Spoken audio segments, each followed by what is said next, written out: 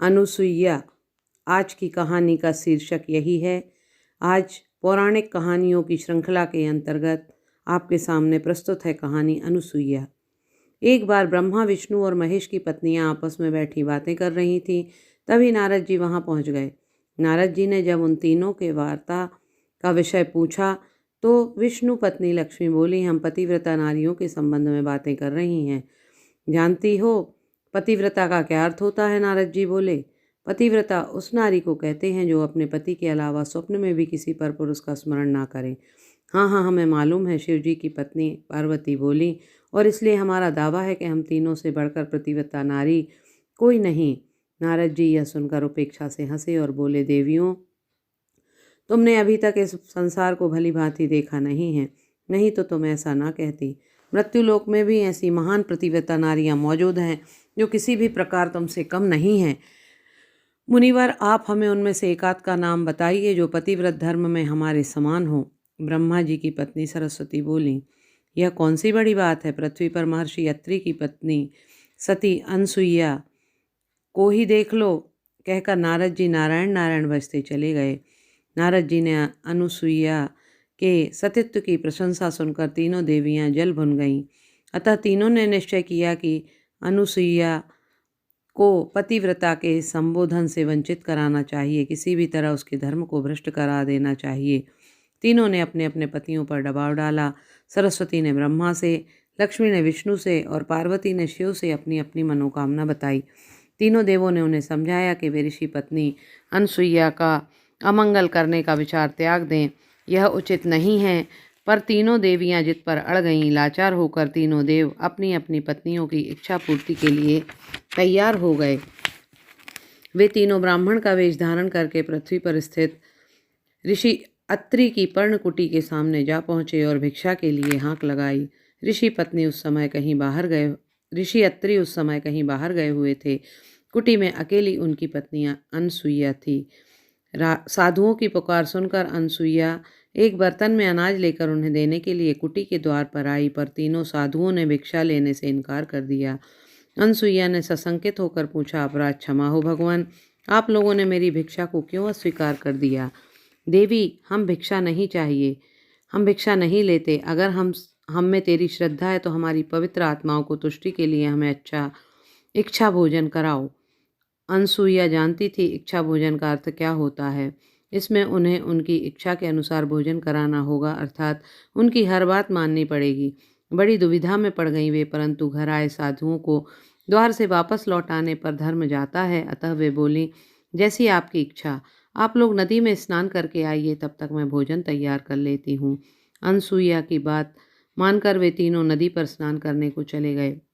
जब वे लोग स्नान करके लौटे, अनसुईया भोजन तैयार कर चुकी थीं। अनसुईया ने गंगा जल छिड़क कर तीनों के लिए कुश का आसन बिछा दिया और भोजन के पात्र लाने के लिए जैसे ही अंदर जाने लगी, एक साधु ने उन्हें रोक दिया। सुनो देवी, आज्ञा देव। हाथ जोड़कर अनसुईया घुटनों के बल बैठ गईं। तुम निर्वसन होकर रसोई परोसोगी तभी हम भोजन करेंगे। यह सुनकर अनसुईया धर्म संकट में पड़ गई। निर्वसन अर्थात नग्न होने से उसका धर्म नष्ट होता था और भोजन कराने से इनकार करने पर वचन भंग होता था। दोनों ही स्थितियों में वे पाप की भागी होती। अतः उन्हें एक युक्ति सूझ ही आई। जैसी आज्ञा देव कहकर अनसुईया अंदर चली गईं। अपने सतीत्व के प्रताप से अनसुईया यह तो जान ही लिया कि यह स्वयं ब्रह्मा, विष्णु और महेशी साधुओं का वेश धारण करके उसके सती धर्म की परीक्षा लेने आए हैं।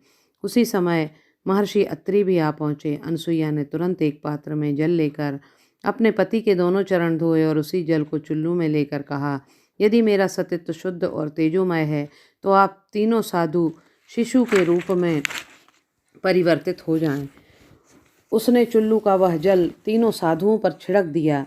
जल ऊपर पड़ते ही छद्मवेशी तीनों देव शिशुओं के रूप में परिवर्तित हो गए।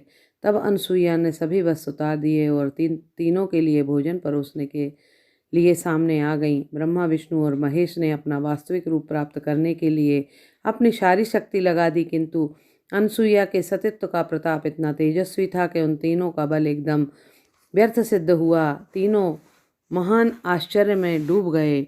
अनसुईया ने न केवल उन्हें गोद में बिठाया, अपने हाथों से खाना खिलाया, बल्कि खाना खिला चुकने के बाद एक पालने में डाला और लोरी सुनाकर तीनों को वहीं सुला दिया। जब शाम हो गई और तीनों देवता वापस नहीं लौटे तो सरस्वती, लक्ष्मी, पार्वती बड़ी चिंतित हुईं। वे चारों अपने पतियों की तलाश करने लगीं, पर वे उन्हें कहीं न मिले। थकी हारी सी वे स्वर्ग के चौराहे पर बैठी बिसूर रही थीं। तभी देवर्षि नारद उधर से गुजरे। सब कुछ जानते हुए भी उन्होंने देवियों से उनकी उदासी का कारण पूछा। तीनों एक साथ ही नारद जी से पूछने लगीं, क्या आपने कहीं तीनों देवों को देखा है? इस वक्त तो नहीं देखा। सवेरे मैंने उन तीनों को पृथ्वी पर महर्षि अत्रि की कुटी की ओर जाते हुए देखा था, नारद जी ने बताया। वह तो हम भी जानती हैं, वे अनसुईया का सतीत्व का भ्रम तोड़ने के लिए गए थे, पर इतने छोटे कार्य में इतना समय तो नहीं लगता, और तिस पर वे तीनों सर्वोपरि देवता हैं। कभी कभी ऊपर से छोटे दिखाई पड़ने वाले कार्यों का वास्तविक रूप बहुत विराट होता है देवियों। नारायण नारायण कहते हुए नारद जी चले गए। नारद जी की बात उन तीनों के मन को कुरेदने लगी। तो क्या तीनों देव अभी अनसुईया की कुटी में ही रुके हुए हैं? इतनी देर तक वे भला वहाँ क्यों रुके रहेंगे? वो तो भी चलकर देखने में क्या हर्ज है। तीनों अपने वास्तविक रूप में पृथ्वी पर आईं। महर्षि अत्रि की कुटी पर पहुंचकर उन्होंने अनसुईया को आवाज़ दी। अनसुईया बाहर निकली और उन्हें देखकर प्रसन्नता से बोली, आज साक्षात महादेवियों के चरण भी उस कुटिया पर पड़े। अहो भाग्य है मेरा, आज मुझ जैसी भाग्यशालिनी कोई और नहीं है।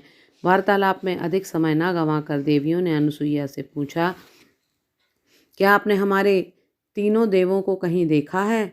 इसलिए तो अपना भाग्य बखान कर रही हूँ। आइए, तीनों देवता यहीं हैं।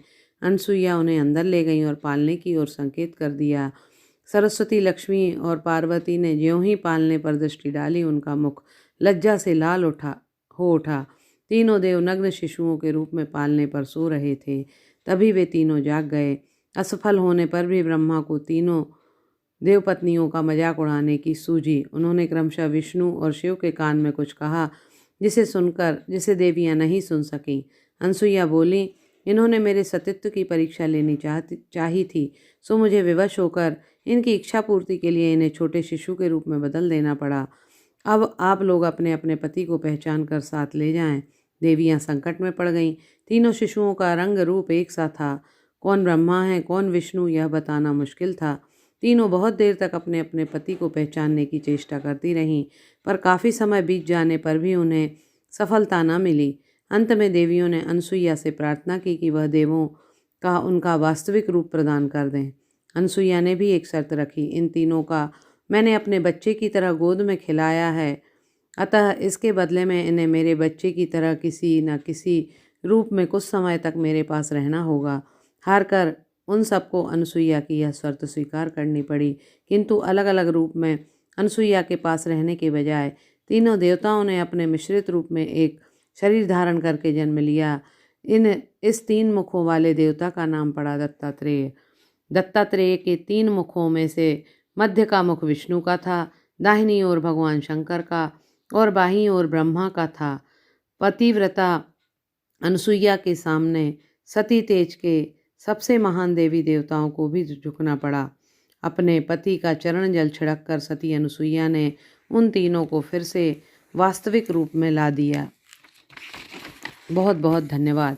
आशा है आपको कहानी पसंद आई होगी। यदि कहानी पसंद आए तो मेरे चैनल को लाइक और सब्सक्राइब अवश्य करें। बहुत बहुत धन्यवाद।